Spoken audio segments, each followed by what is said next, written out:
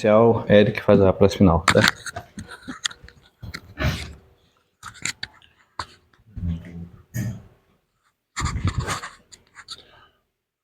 Posso começar, né? Uhum. O exórdio de hoje é Palavras da Vida Eterna, capítulo 28, na conquista da liberdade. Povos, porque vós, irmãos, fostes chamados à liberdade, porém não useis da liberdade para dar ocasião à carne. Sede antes servos uns dos outros pelo amor. Paulo 15:30. A mente humana, antes do contato com o Cristo, o divino libertador, padecia milenárias algemas de servidão. Era o cativeiro da violência convertendo o mundo em arena dos senhores e escravos. Era o grilhão implacável do ódio garantindo impunidade aos crimes de raça. Era a treva da ignorância aprisionando a inteligência nas teias do vício dourado. Era a obsessão da guerra permanente, encerrando os povos em torrentes de sangue e lama. Cristo veio, porém, e conquistando a libertação espiritual do mundo. A preço de sacrifício, dissera novos horizontes à humanidade. Na manjedoura, a cruz, movimenta-se o amigo divino, reintegrando o homem na posse da simplicidade, do equilíbrio, da esperança, da alegria e da vida eterna, que constitui fatores essenciais da justa libertação do espírito. Devemos, pois, ao Senhor a felicidade de nossa gradativa independência para a imortalidade. Entretanto, para atingir a glória divina a que estamos destinados, é preciso que saibamos renunciar conscientemente à nossa própria emancipação, sustentando-nos no serviço espontâneo em favor dos outros, porquanto somente através da nossa voluntária redenção ao dever, por amor aos nossos próprios deveres, é que realmente alcançaremos a auréola da liberdade vitoriosa. Pedro.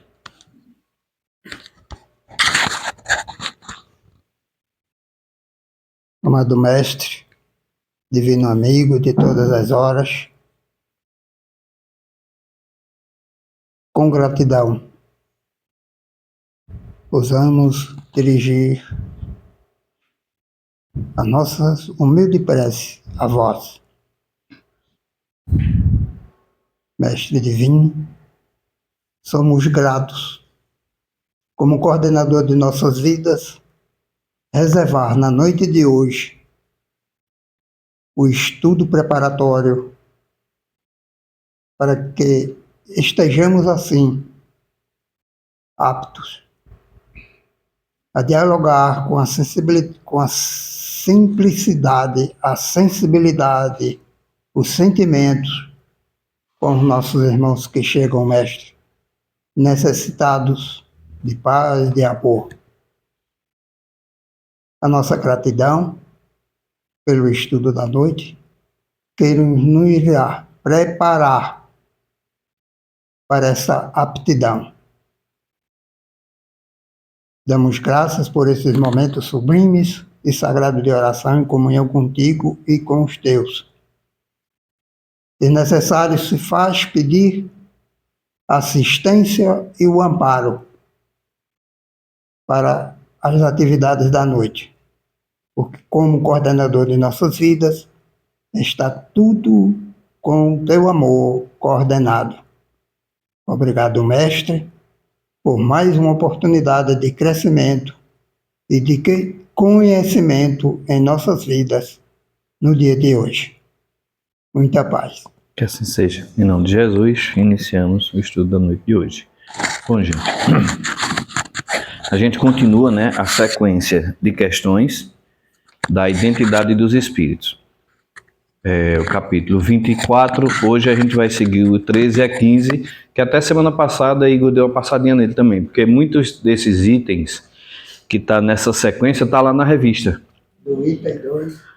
Ou está na revista, ou está no que é o Espiritismo, enfim, se vocês pegarem, por quê? Porque a revista Espírita, ela era o laboratório de Allan Kardec. Então, principalmente quando surgiam teses ou teorias novas, ele jogava na revista, que foi até a orientação dos espíritos. Jogava na revista espírita, né? E ia ver o resultado daquelas informações. Ah, tal informação não está muito coerente, porque a gente viu que está em desacordo com tal informação científica. Então, vocês vão perceber isso. Lendo vários itens, alguns capítulos que são sequenciados em perguntas ou itens, que vai encontrar lá na revista. Por isso, por exemplo, Igor mesmo falou de um dos itens que a gente vai colocar hoje. Inicialmente eu trouxe... Aí não dá, né? Eu trouxe os tópicos de abordagem, que, por incrível que pareça, a gente vai passar pelo controle universal dos ensinos dos espíritos, fé raciocinada e o crivo kardeciano. Isso é um antelóquio para a gente chegar nas questões propriamente ditas. O controle universal, vocês vão encontrar todo o seu conteúdo no Evangelho segundo o Espiritismo, tá?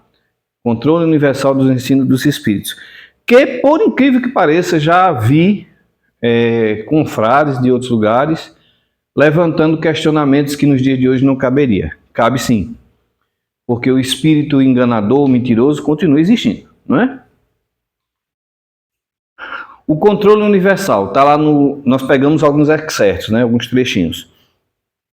Na introdução, item 2, autoridade da doutrina espírita. Nessa universalidade do ensino dos espíritos, reside a força do espiritismo e também a causa de sua tão rápida propagação. Milhares de vozes se fazem ouvir simultaneamente em todos os recantos do planeta, proclamando os mesmos princípios e transmitindo-os aos mais ignorantes como aos mais doutos, a fim de que não haja deserdados. Wellington, eu achei isso aqui interessante, principalmente essa partezinha aqui, ó. Aos mais ignorantes como aos mais doutos, a fim de que não haja deserdados. O espiritismo não pode ser colocado numa caixinha só para um grupo. Porque se fosse assim, teria sido criado assim. Como as religiões do passado, que tinham seus ritos rigorosos de passagem, e muitos ensinamentos que nós temos hoje do espiritismo, no passado, eram acessados somente pelos sumos sacerdotes, pelos mais importantes líderes. Você passava por ciclos de aprendizagens rigorosos, ameaçando até tirar sua vida se você revelasse certos segredos. O espiritismo não. Então a gente ouvir que a mediunidade, a doutrina é para alguns, não é para todo mundo, está errado. Não está de acordo com o ensino de Allan Kardec. Está claro isso, né, gente? Está muito claro isso. Ainda continuando, o primeiro exame comprobativo é, pois, sem contradito da razão, que é aquele alertazinho assim, por mais que estranho isso se pareça. Você ouviu o enunciado e dá aquela coisa, alguma coisa não bateu aí. Pare e reflita. Pode ser um equívoco seu, uma interpretação equivocada, entendeu errado, mas pode não ser, né? Vou dar um exemplo prático, que aconteceu numa instituição citada aqui por um companheiro, lá em Recife. Ele disse que durante a palestra, né, como a gente distribui a mensagem, ele começou a ler a mensagem e tomou um susto. O teor dizia mais ou menos assim, que nós tivéssemos cuidado porque poderíamos ir para o umbral. Opa! Já começou estranho, né?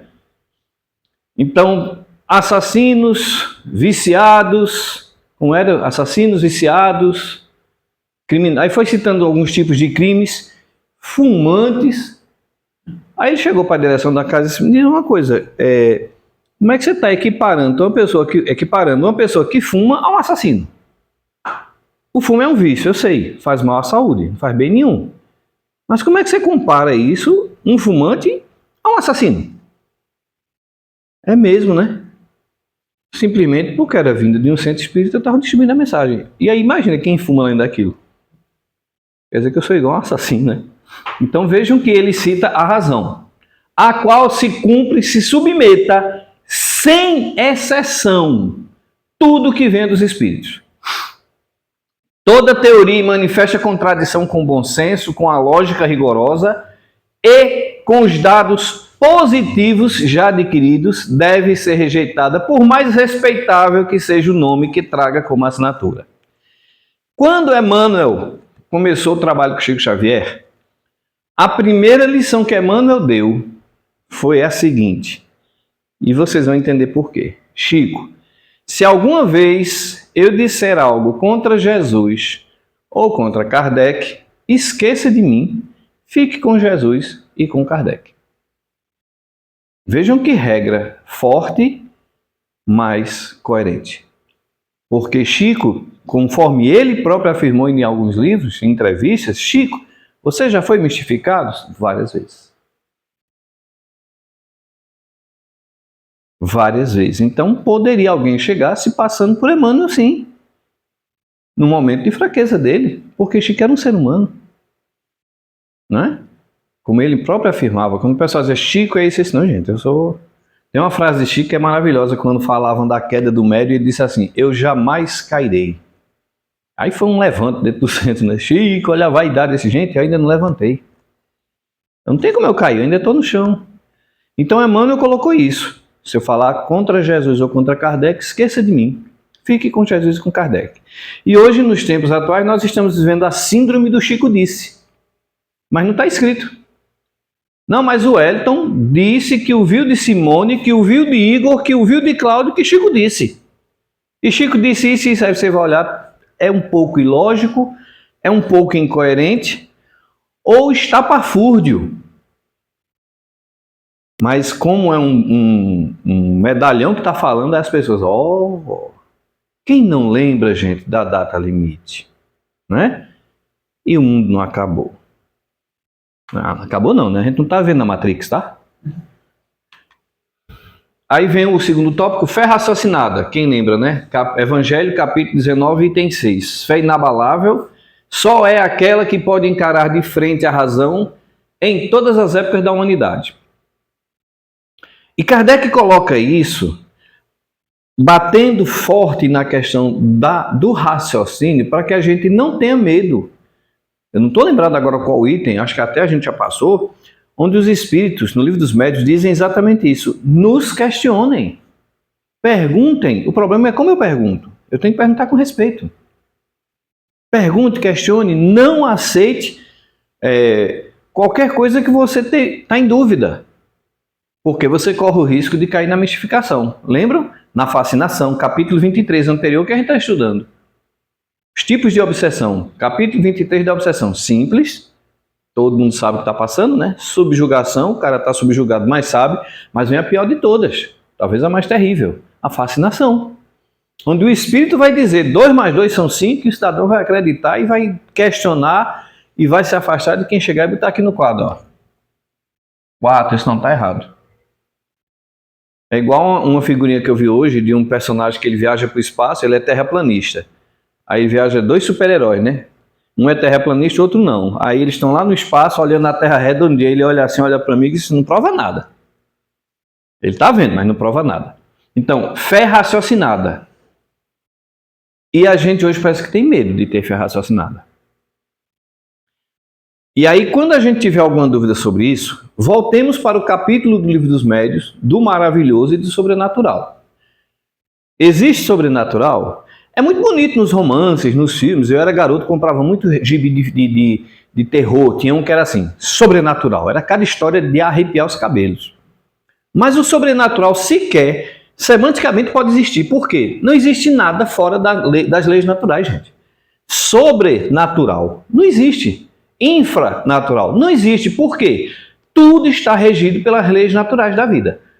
Mas peraí, Cláudio, tem coisa que eu não consigo entender. Muito bem colocado, tem coisas que nós não entendemos. Alguém aqui sabe de física quântica? Sabe? Então a gente pode dizer que é sobrenatural. Eu não entendo isso não, gente. Que é isso? Negócio complicado, umas fórmulas difíceis. Então não existe nada fora das leis naturais. Consequentemente, não existe o sobrenatural. Na dúvida, aí você já sabe, né, Wellington? Eu sou fã do item 230. Na dúvida, abstente, diz um dos vossos velhos provérbios. Não admitais, portanto, senão o que seja aos vossos olhos. Preste atenção, o Espírito não disse assim, Erasto, não disse assim, aos nossos olhos. Aos vossos, aos olhos da gente. Porque embora a doutrina, vocês vão pegar lá em Obras Póstumas, vocês vão pegar na Gênese, no capítulo 1, Caráter da Revelação Espírita, Kardec colocando, embora a doutrina seja dos espíritos, o produto de elaboração dela é de quem? Do ser humano. Precisou alguém escrever um livro. Precisou alguém cotejar a informação que vinha daqui, dali e dali. Não caiu assim tudo num livro assim, paf, uma escrita direta. Então, senão que seja aos vossos olhos de manifesta evidência, desde que uma opinião nova venha a ser expedida, por pouco que vos pareça duvidosa. Preste atenção aqui, ó. Por pouco. Mas é só um pouquinho, cara, né? A gente pode passar por cima. Não, é por pouco que vos pareça duvidosa, fazer passar pelo crisol da razão e da lógica, e rejeitai destrambelhadamente o que a razão e o bom senso reprovarem. Melhor é repelir 10 verdades do que admitir uma única falsidade e uma só teoria errônea. Ah, mas Erasto é muito radical. É radical. Porque ele sabe que a gente pode criar uma teoria em cima de uma base falsa. Quem lembra da lição do Evangelho, a casa construída sobre a rocha? Tem a casa que foi construída sobre a rocha e a casa construída sobre a areia. Vieram os ventos e as chuvas e o estrago foi enorme na casa sobre a areia. Olha aí a nossa rocha. Não, mas peraí, Claudio, o médium é um cara importante, muito famoso no Brasil. Não me interessa. Se o que ele falou está estranho para mim, eu não posso aceitar. E creiam, acreditem em mim, tem gente aceitando. Muita fragilidade nas casas. Dá dessas frases. Mas o mentor de Pedro falou. Pois é. É que prevalece. Beleza, o mentor de Pedro falou. O que o mentor de Pedro falou está de acordo com Kardec? Exatamente. Está? Está. Não está. Pedro, vamos fazer o seguinte, vamos deixar de molho? Ah, não, porque é uma revelação nova. Outro dia quando eu digo assim, uns 4 anos, eu peguei uma mensagem psicografada que começava exatamente assim.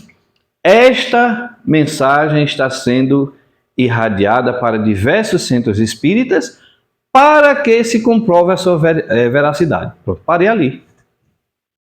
Parei nesse parágrafo. Já vi que a mensagem não era segura. Por quê, gente? Porque os espíritos, quando escreveram a Kardec, quando Kardec recebia as mensagens, não tinha isso, não.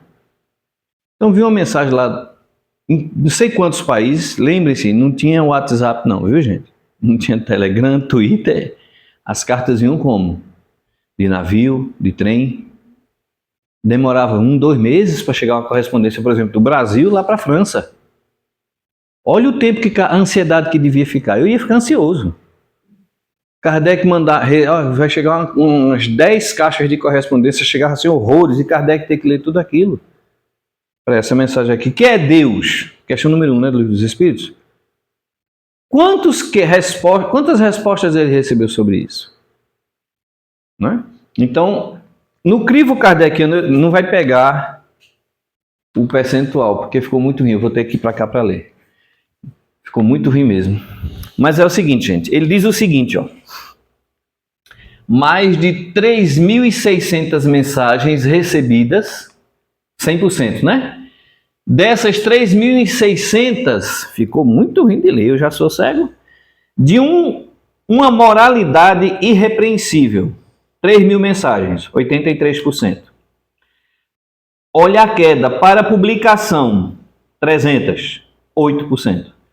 De um mérito sem paralelo, 100, 3%. Aí teve um descarte de 200 mensagens. Aí eu pergunto a vocês, que critério é esse? 3.000, mais de 3.600. É porque ficou ruim de vocês enxergarem aí, até para mim. Mais de 3.600 mensagens, sobraram 100. Ó o tijolinho aqui, ó a barrinha. De 3.600, sobrou isso aqui e ainda teve um descarte, que ele não cita. Ele diz exatamente assim, dá mais de 3.600, aí ele tirou 83% de uma moral sem paralelo.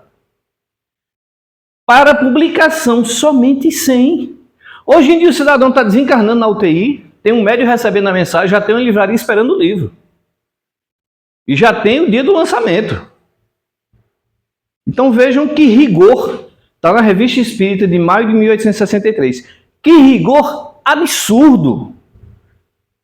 Você receber mais de 3.600 e só por... Mas Kardec, não dá para a gente publicar essa aqui não? Não, filho. Só 100 que servem para publicação. Esse critério está sendo seguido hoje? Vocês acham? Não. Pesquisem. Entre na internet, Instagram. O Instagram está cheio. Batatinha quando nasce espalha rama pelo chão. Chico Xavier. Outro dia eu peguei uma que era no Facebook, atribuída a Kardec. Quando eu olhei assim, isso não é de Kardec, não. Como é que eu sei? Eu já li acho que umas 300 vezes as obras de Kardec. Mas para ter certeza absoluta que eu posso estar enganado, vou pesquisar. Não tinha. Então, assim, não estou dizendo que a frase atribuída a Chico era ruim, não. Não era. Bonita. Mas a pergunta é dele. Não, se não é dele... foi o Wellington que escreveu, mas eu resolvi colocar o nome de Chico Xavier, porque aí todo mundo vai... Ó, Chico dizendo... não, vai virar... Isso, Simone, muito obrigado. Vai viralizar, vai dar hype, né? Vai dar like. Porque até o dislike é bom, né? Porque bota o vídeo lá para cima, né? Então vejam o critério de Kardec. É porque aqui repetiu, gente. Ficou até melhorzinho aqui, ó. 200 foram descartadas. Eu não sei as 200 que foram descartadas, o que é que tinha. E para ficar ainda mais curioso, vocês podem chegar lá no Livro dos Médiuns, no capítulo das mensagens apócrifas, e ver Kardec analisando as mensagens apócrifas. E é muito curioso quando ele diz assim, espírito que quer se passar por Jesus. Qual é a primeira frase? Em verdade vos digo. Aí o cara, olha, quem é que falava assim? Quem é que falava assim? Jesus. Aí o Edson lembrou, ou foi o Edson ou foi eu, né, que lembrou aqui da história do Jesus da Silva, né? O Jesus da Silva, que era um espírito que o nome da terra dele, encarnado, era Jesus da Silva. Se comunicou, botou o primeiro nome dele, está correto, não está errado. Ele é Jesus. Mas foi um alvoroço, ele gostou, é Jesus de Nazaré, psicografando toda quinta-feira no Joana de Ângeles. Já pensou? Isso aqui não ia ter espaço para ninguém, minha gente. Então vejam só esse crivo. Eu gosto sempre de citá-lo, para que a gente tenha esse rigor mesmo. Aí agora a gente parte para as questões, né? Questão 13. Olha o olhar ali do cidadão. Deve-se desconfiar dos nomes singulares e ridículos que alguns espíritos adotam quando querem impor-se à credulidade. Fora soberanamente absurdo tomar a sério semelhantes nomes. Ao espírito chega a dizer, eu sou Gandalf, o cinzento. Tem um livro, eu acho que são uma série de 3 livros, uma trilogia. Eu não estou tentando ler. Cavalo de Troia, não sei se vocês já ouviram falar. É um romance tipo assim... Oh meu Deus, deu o nome do branco aqui agora. Daquele filme estrelado por Tom Hanks. É naquele estilo, Dan Brown, feitos os estilos de Dan Brown, né? Anjos, demônios, né? E Código da Vinci, especialmente o Código da Vinci. Então, o cara é um escritor extraordinário. Ele fez uma pesquisa assim. Aí são escritores que eles pegam alguns pontos de realidade, né? Aí colocam a ficção de um jeito tão bem amarrado que você olhar assim, caramba. E esse livro é bem interessante, que é uma história que um cidadão, ele consegue viajar no tempo até a época de Jesus. Gente, tem referência até a Públio Lentulus no livro. E uma pessoa chegou para mim e disse, Cláudio, você já leu esse livro? Eu disse, não, eu já ouvi falar. Cláudio, ele voltou ao tempo de Jesus. Então, peraí, que livro é esse? Olha aqui, Cavalo de Troia. Aí cita o cronovisor, que é citado que um padre italiano teria inventado e voltou no tempo e viu as imagens de Jesus, e aí ele voltou lá no tempo, aí, mas Cláudio, tem até, olha que Públio Lentulus, eu olhei assim, criatura. Esse cidadão deve ter pesquisado até nos livros da Mesopotâmia para escrever esse livro. Então a ideia dele é essa mesmo. A pessoa estava acreditando que aquilo era verdade. Porque era muito bem amarrado, né? Então ele pesquisou lá, leu provavelmente há 2000 anos, 50 anos depois, e saiu pesquisando tudo. Então é importante a gente desconfiar disso. Espírito que vem com nomes rocambolescos, nomes estranhos. Tem um cidadão, um grande magnetizador do passado, eu estou tentando lembrar o nome dele. Tem uma narrativa curiosa sobre ele, que ele estava com fome. Eu vou fazer uma pergunta aparentemente boba. Quando estamos com fome, o que é que nós fazemos? Comemos. Né? Tá com sede? Bebemos. Mas aí vem o Espírito e diz assim, não coma. Por quê? Porque eu estou ordenando. Esse Espírito estava no restaurante, com muita fome. Quando foi comer, apareceu um Espírito diante dele e proibiu de comer. Eu proíbo de comer. Mas eu estou com fome. Eu sou Deus. Estou dizendo para você não comer. Tá bom. Deus está mandando. Vejam só. Aí eu já ouvi alguém dizer, mas Cláudio, Deus pode fazer o que quiser. Querido, Deus tem um universo para tomar conta. Ele não vai se preocupar se alguém está comendo ou não. E é daí vem a lógica, né? Aquela questão da fé raciocinada. Quem está com fome precisa comer. Quem está com sede. Estaria certo esse espírito, na última hipótese, ele acertasse que a comida estava deteriorada e não cabia ter uma doença intestinal, né? Mas aí, veja Mas que... ele também está se achando a última bolacha do pacote, porque Deus... Mas ele vai dizer, não Só coma, Deus ele tem não que pegar e coma falar, não coma. Não é? Ó, vai te fazer mal. Por exemplo, Chico Xavier passou uma experiência. Dizer, não coma. Chico Xavier frequentando um determinado ambiente, e o pessoal chegava para Chico e dizia assim, Chico, não vá nessa casa aí, esse pessoal não é gente boa, você é uma pessoa boa, tá. E Chico chegou para Emmanuel, e Emmanuel de vez em quando tinha um certo humor ácido. E Emmanuel, você acha que eu devo entrar lá? Mas Chico, você pode entrar onde você quiser, inclusive lá. Ah, que bom, só não sei se vai sair. Aí ele olhou assim, como é, mano? Eu só disse que não sei se você vai sair. Aí ele parou de frequentar aquela casa. Uma conversa natural entre duas pessoas. A diferença é o quê? Que Emmanuel não estava desencarnado. Né? Então, questão 13, olha, muitos espíritos eles fazem isso. Inventa assim um nome estranho e muitas pessoas se impressionam. Eu já tive na mediúnica que o espírito veio dizer que era o demônio. Eu olhei para ele assim, você é o quê, filho? Eu sou o demônio. Disse, olha, podemos discutir teologicamente? Teologicamente, demônio não existe, né? Teologicamente. Na prática, não. O demônio teológico, eu posso até aceitar que você me apresente. Mas na prática, não. Poxa, você quer dizer que eu sou ruim feito o cão? Ah, meu irmão, tudo bem. Você se acha ruim feito os satanás que criaram? Ótimo, tudo bem, eu vou entender. Mas ele chegar na mediúnica e se expor dizendo eu sou o demônio, aí fica complicado, não é? Na questão... Eu esqueci de falar... Não. Sim, fora soberanamente absurdo tomar a sério semelhantes nomes. Volta mais uma vez naquele crivo de Kardec, né? De ter o cuidado. Até porque, eu me lembro aí quem foi que falou no dia, foi citado aqui na sequência de estudos, o nome é a última coisa que nós vamos nos preocupar. Porque assim, no livro Diversidade dos Carismas, de Hermínio Miranda, tem o caso de uma médium extraordinária, que o caso dela foi assim, ao inverso, ela tinha uma mediunidade exuberante, não sabia que aquilo era mediunidade, e ela recebia constantemente psicografias de grandes poetas da nossa literatura, com versos maravilhosos. Minha gente, de onde sai isso? Começa a psicografar, começa a sair os versos, né? Se vocês pegarem, por exemplo, Parnaso do Além-Túmulo, você vai olhar coisas extraordinárias. E ela sofreu nos centros espíritas, porque vejam que curioso, ela ficava, em alguns centros que ela participou, o pessoal não admitia que uma médium iniciante recebesse poesias, que ela fosse uma médium poetisa. Porque eu sou um médium mais antigo. E ainda nem consegui psicografar direito, é umas garrachuras assim. Como é que pode uma médium que chegou agora no centro espírita estar psicografando poesias? Ela começou a criar uma barreira, ela conta, Hermínio conta, né, que ela começava a psicografar, ela começava, por favor, não assine, Olavo Bilac. Meu Deus do céu. Cora Novelino. Vamos lá.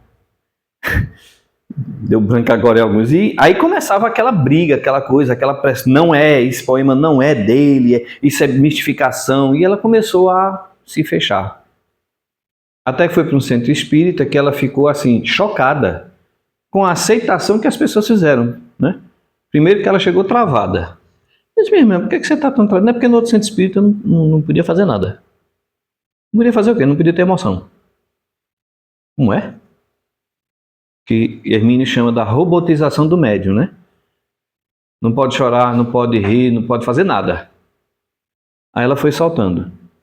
E começando a, mesmo assim ainda ficar, por favor, não assine, ela mediunidade mecânica.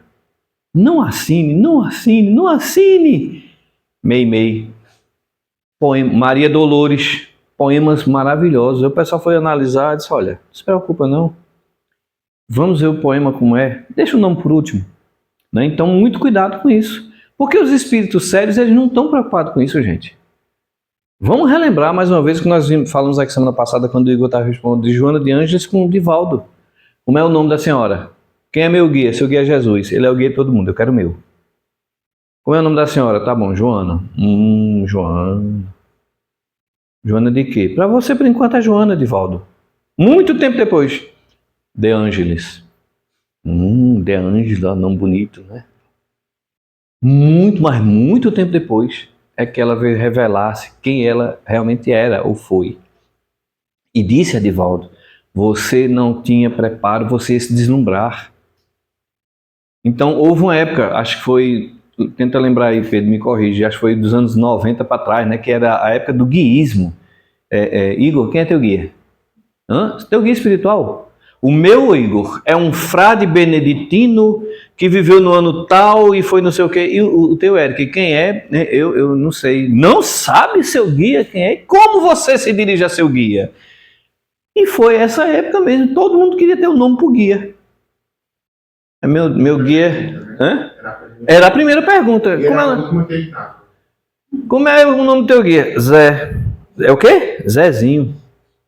Zezinho? Ih. Não é ninguém não. Não é ninguém não.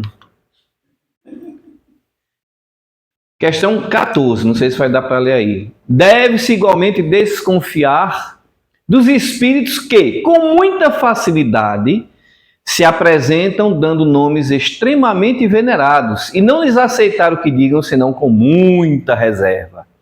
Aí, sobretudo, aqui uma verificação severa do senhor Allan Kardec falando. Se faz indispensável, porquanto isso não passa muitas vezes de uma máscara que eles tomam para dar a crer que nos achamos em relações íntimas com espíritos excelsos. Por esse meio, lisonjeio o vídeo, me lembrei agora do vídeo. Eu não vou dar spoiler, venham para o seminário que vocês vão ver. Lisonjeiam a vaidade do médium e dela se aproveitam frequentemente para induzi-lo a atitudes lamentáveis e ridículas. Primeira atitude que esses espíritos provocam nos médiuns: afastamento. Certo? Afastamento. Eu vou falar uma coisa que é uma pessoal. Eu sempre aconselhei isso a diversos médiuns iniciantes, no caso, principalmente psicografia, né? Porque a gente tem um registro, né? Psicografou um texto ou escreveu um texto de sua lavra, peça 3 pessoas distintas para analisar, sem uma saber da outra. Certo? Igor, lê esse texto para mim. Agora não comenta com ninguém. Pedro, Eric, se 2 dessas pessoas derem um não, já parei ali. Se uma das 3, somente uma der o sim, eu paro. Eu uma vez escrevi um artigo meio forte e mandei para 3 pessoas, uma em São Paulo, 2 em São Paulo e uma em Brasília. 2, publica agora. Aí 2 disseram, Cláudio, segura um pouquinho. Não foi médium não foi psicografia não, gente. Foi um artigo meu, estava acontecendo alguns fatos no movimento espírita. Eu tenho até no meu site, é Gato por Lebre o nome do artigo. E uma delas disse, não publique agora, porque a crista da onda é essa. Então segura um pouquinho. Passou um tempo, aí uma das pessoas disse, as outras 2, agora é hora de publicar. Aí eu publiquei. Então se a gente fizer isso, isso é uma reserva de segurança, né? para evitar isso aqui. Nunca esqueço de um amigo que disse que foi convidado para uma reunião mediúnica, chegou no centro espírita, muito conhecido ele, chegou no centro, Wellington, que bom, nosso irmão Wellington, todo mundo conhece, né? Hoje você vai participar da nossa mediúnica, Wellington. Mas peraí, como assim da mediúnica? Eu vou participar da mediúnica. Aí ele contou, entrou na mediúnica. Primeira comunicação, João, o evangelista. Segunda comunicação, Pedro, o apóstolo. E vieram o colégio apostólico, veio o colégio apostólico, né? João Batista, aí teve uma hora que ele... Meu irmão, por favor, eu preciso sair da mediúnica. Disse, não, meu irmão, a reunião tão boa, vejam os apóstolos. João Batista, aí é que tá acabando o nome das pessoas. Tá sobrando só 3. Maria, Jesus e Deus. E eu não estou preparado para esses 3. Então me deixa sair. Ele saiu, eu fiz isso. Então, gente, sem falar, né, Pedro, aquelas reuniões mediúnicas que só se comunica o mentor. O coitado do médium da passividade da entidade sofredora vem logo, não, tira, bota só o mentor, tá, Eric? Mentor para cima, para baixo não. Não faz sentido. Se a reunião mediúnica também é socorro. Então, muito cuidado, gente. Porque, às vezes, a gente se prende ao nome. E um detalhe, é importante verificar também o conteúdo dessa mensagem. Os Espíritos já deixam claro a simplicidade nas suas mensagens. Não é? De uma forma que eles falam muito em poucas palavras. E o espírito que não tem essa capacidade, ele começa a escrever demais, você se perde lá no meio do caminho, ele dá a volta nas 7 colinas de Garanhuns para chegar no ponto. Prolixidade isso. Você chega no final e você não entendeu o que ele falou. Vou voltar para o começo para tentar entender. A questão 15. Aqui, ó. Os bons espíritos, na verdade não é nem questão, né? É um tópico. São muito escrupulosos no tocante às atitudes que hajam de aconselhar. Muito cuidado com certos aconselhamentos. Né? Certos aconselhamentos. Elas, qualquer que seja o caso, nunca deixam de objetivar um fim sério e eminentemente útil. Espíritos elevados não perdem tempo com terra a terra, com questões de... Mas aí, meu irmão, vê só, dá para eu fazer isso aqui? Eu gosto de citar muito isso, de uma companheira de uma instituição, que ela disse, Cláudio, eu aplicando passo toda semana, coincidiu de aplicar passo na mesma pessoa. Um dia eu disse, segredo de passista para o paciente se abrir. Meu irmão, eu estou vendo sua aura tão linda. Por que você está tomando tanto passo? Ela disse, Cláudia, ele disse assim, minha empresa está ruim das pernas, eu estou tomando uns passos para ver se melhora. Aí ela fez, eu tenho uma péssima notícia. Qual é? Eu que sou presidente do centro passista, a minha empresa está fechando. E o cara não veio mais tomar passo com ela. Então vejam a cabeça da criatura. Eu vou tomar passo no centro espírita para ver se minha empresa melhora. Tirar os encostos da empresa, né? Ou os impostos. Tirar os impostos da empresa. Meu querido, vá olhar o que é que está errado lá no seu negócio. Não venha colocar. Chama um contador. Nem que seja, vamos evocar um contador, por favor. Só falta isso. Mas a pessoa vem tomar passo porque a empresa... ela não perdeu a chance, né? Se tu fosse irônica, não, eu fui verdadeira, minha empresa está fechando e fechou. E eu sou presidente do centro, sou passista, palestrante. Porque o pessoal acha que espírita não tem problema, né? Todos os ensinamentos levam a combater a maior chaga. Acabar com orgulho. Orgulho e egoísmo, as duas grandes chagas. O orgulho de não aceitar. Vamos lembrar, né? Reconhecer o erro que estava ocorrendo. Vamos lembrar aquela mensagem que o cidadão manda para Kardec, né? Perguntando, meus animais estão morrendo aqui nas coxias, né, nas estrebarias. Devem ser os espíritos obsessores. Aí, acho que é São Luís, né, Pedro? Já diga a ele que ele não quer gastar com a higiene.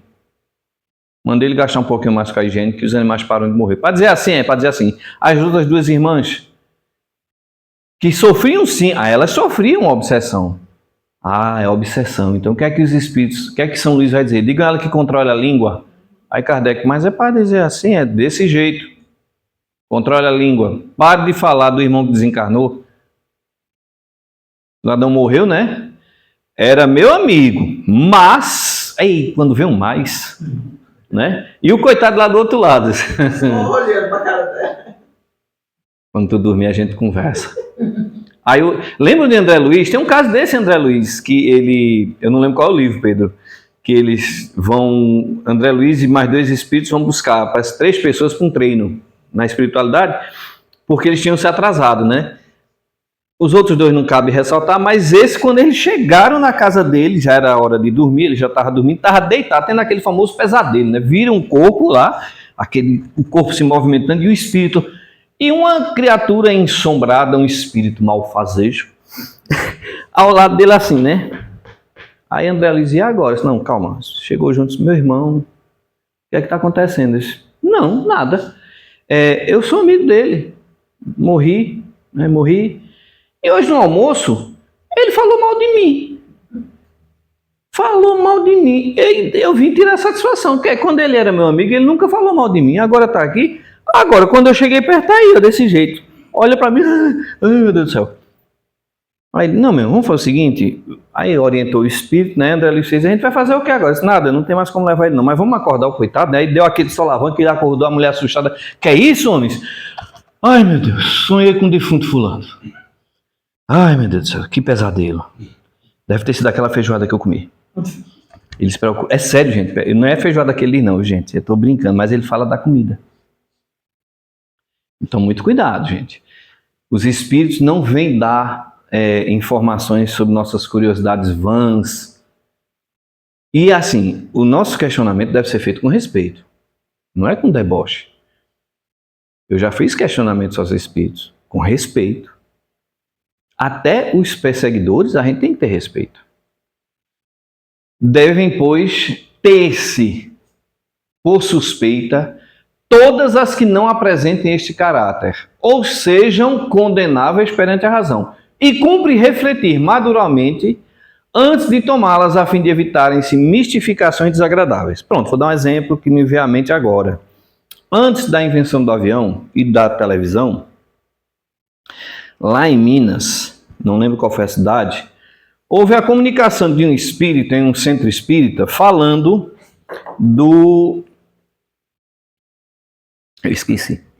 falando que já estavam reencarnados na Terra os missionários que iriam descobrir, revelar, trazer a televisão, foi a expressão, né? Televisão, e resolver o problema do mais pesado que o ar. De um aparelho que ia levar os homens. E ninguém aceitou essa comunicação. Inclusive o espírito foi tratado como mistificador. Não é raro, não. Porque eles não tinham uma base para sedimentar aquela informação. Como assim? Televisão? A gente vive a era do rádio, nem sabe o que é isso. Então esse é o ponto, né? Sempre ter em mira a orientação superior elevada. Agora, peraí, são espíritos, quando a gente fala da escala espírita, né? São espíritos da terceira ordem. Bom, isso aí vão falar de tudo. Vão falar de tudo. Se eu vou casar, se eu vou passar, se eu vou namorar, se meu emprego vai dar certo, né? O que é que eu faço para melhorar? Não sei. E aí? Gente, eu já recebi no e-mail do Joana de Ângeles solicitação de uma pessoa para fazer o divórcio dela. Porque não estava bem o casamento. Aí eu respondi, como sou secretário, sou responsável por esse meu empresário de mão, isso não está afeto ao centro espírita, muito menos ao espiritismo. Sugiro procurar um conselheiro matrimonial ou um advogado e resolver o seu problema. Não estou dizendo que ele fez de má fé, gente, mas equivocadamente achando que aqui nós vamos tratar dessas questões. A criatura chegar e dizer, olha, eu queria saber dos espíritos, por que é que eu não passo no concurso? Aí eu disse, minha filha, eu já fiz um monte e não passei. Ou passei lá longe. Estude mais. Veja cursos, métodos. Mas, gente, eu vou submeter seus espíritos. O Wellington quer saber por que é que mandaram ele para o Piauí em vez de deixar ele em casa. Tem algum coronel desencarnado aí? E o mundo da Mega Sena? Coitado de Chico Xavier, né? Que o pai dizia, meu filho, você conversa com todos os espíritos, sabe? Eles não podem dizer o número da loteria, não para a gente ficar rico, eu sou o papai, não é assim. Como é que pode? Você ajuda tanta gente que na cabeça... E assim, se fosse assim, gente, nós não tínhamos descobertas. Já pensou, gente, não precisa se preocupar não, Einstein não vai reencarnar, nós vamos revelar a teoria da relatividade. Não se preocupe com Hawking, não vamos permitir a reencarnação de Hawking, nós vamos revelar todas as informações. Cura do câncer, não vai pesquisar não, a gente vai trazer a cura do câncer assim de mão beijada para vocês. Já pensou lá o homem primitivo, como é que a gente faz para se... Não, tem um negócio chamado fogo, é isso aqui, ó. A gente faz o quê? Pode botar comida, se proteger dos animais. E aquele negócio ali que é uma roda, ó. Vê como é bonitinho. Os espíritos, inclusive Kardec diz assim, o espiritismo não está afeto à ciência. A ciência do mundo tem sua missão.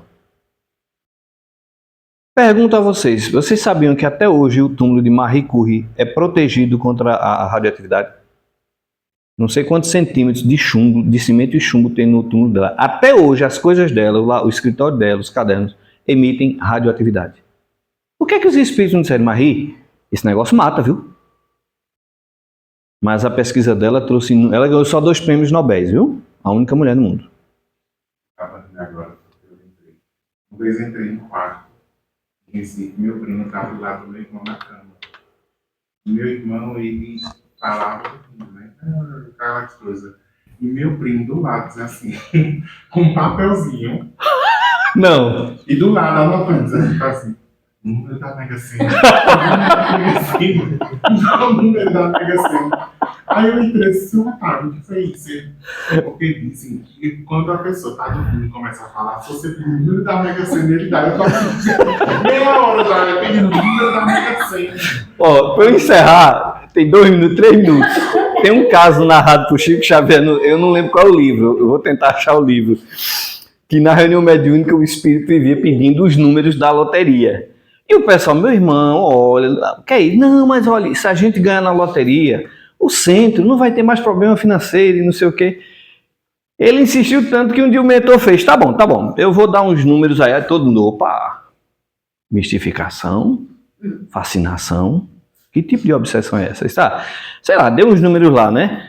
Tá, número 10, 20, 30, 40, 50, que eu não lembro os números exatos. O caba saiu feito louco do centro espírita, chegou em casa, vendeu tudo que tinha e foi comprar o bendito bilhete com esses números.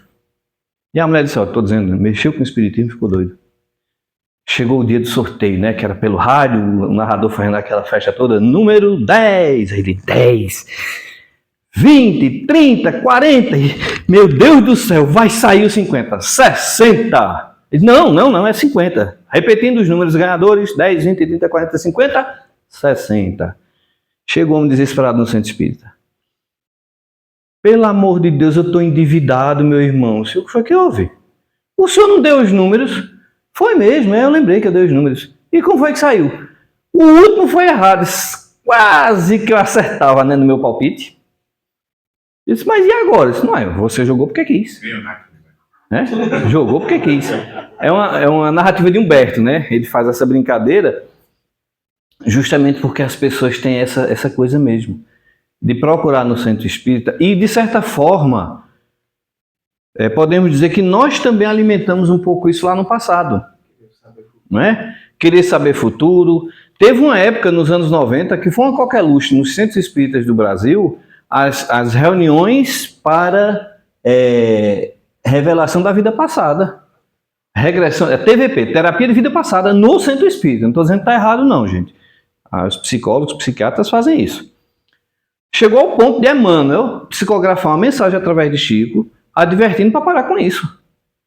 Eu lembro de chegar em centro espírita, o cara assim na reunião dizer, hoje nós teremos a reunião de TVP. Muito importante, assim de gente. Chegamos ao final, né? Muito obrigado, gente. Lembrando que sábado teremos nosso primeiro encontro espírita sobre mediunidade. Como disse o Hélio, vai ter 3 fenômenos mediúnicos. Né? Vai ter 3. É brincadeira, pessoal. Não vai ter fenômeno mediúnico, não. Mas sério, gente, vai ser de 1 hora, 3 horas, né, de 3 horas da tarde, todos estão convidados, viu, pessoal? Vamos fazer a nossa prece final. Tô brincando, não vai ter fenômeno mediúnico, não.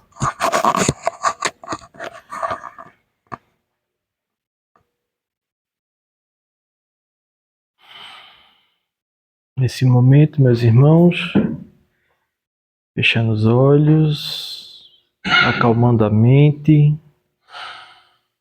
procurando pensar em Jesus, pensar em Maria, ou pensar naquela figura que lhe traga paz, que lhe traga harmonia interior. Nesse momento, Pai, te agradecemos por mais esse momento, por mais essa oportunidade de trabalho, por mais essa oportunidade de aprendizado que passamos aqui nesse estudo.